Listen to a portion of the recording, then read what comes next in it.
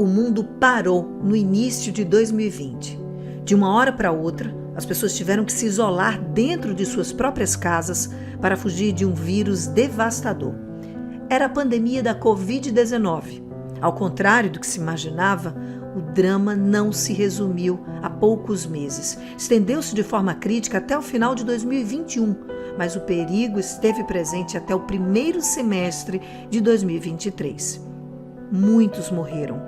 Outros sobreviveram quase por um milagre e a humanidade seguiu superando obstáculos pela sobrevivência. O medo e a incerteza tomaram conta do planeta e em Novo Lino não foi diferente. Eu tava com sintoma todinho, né? Garganta inflamada, tava muito fraco. Quando confirmou que era Covid, aí fui tentar os hospitais para o internamento, não tinha mais leito, né? Eu tava com 75% do pulmão já comprometido. Eu comecei a sentir os sintomas de gripe. Fiz o teste, deu negativo. Depois de passar uma semana, eu fui piorando. Fizemos o teste, deu negativo novamente. Só que eu disse, então, mas isso não é normal. Em meio a tantas dúvidas e dores, a determinação dos profissionais de saúde para salvar vidas fez toda a diferença. Descendente de uma família com tradição na medicina e na política, com importante histórico no atendimento à população do município, Dr. Oswaldo Gomes de Barros Filho, mesmo tendo suas próprias comorbidades, já que é cardiopata e diabético, abriu as portas de sua casa na fazenda para atender aos pacientes que o procuraram durante o período mais crítico da pandemia.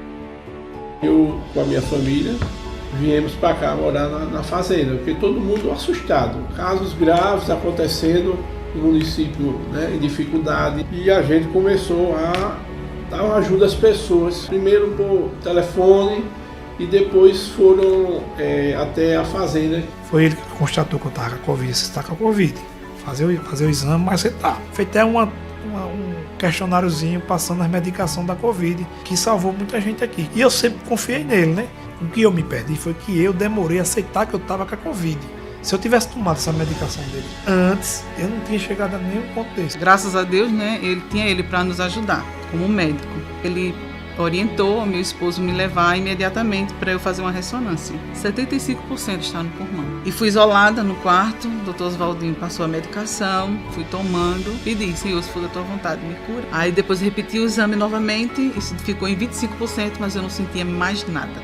Do início da pandemia em 2020 até 2023, a Covid-19 deixou um saldo de 13 mortes em Novo Lino e centenas de casos notificados. O que, se comparado a outros municípios, foi uma baixa estatística.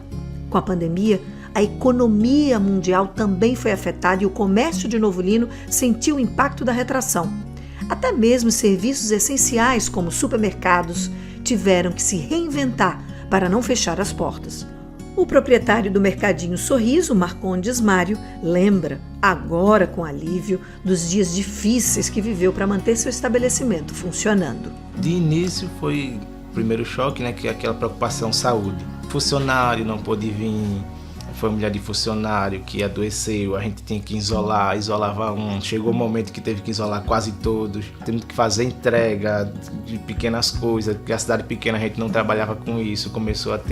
A gente começou a fazer os rodízios de funcionário. Aí começou o pessoal a sair e veio as faltas dos alimentos. E aquela esperança, não, vai passar breve, então não vamos demitir ninguém. Todo mundo se uniu para passar a pandemia.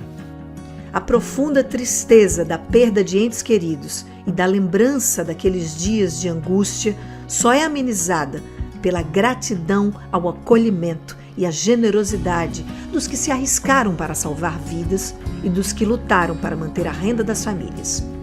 Essa é a parte bonita de um capítulo de tristezas para Novo Lino e para toda a humanidade.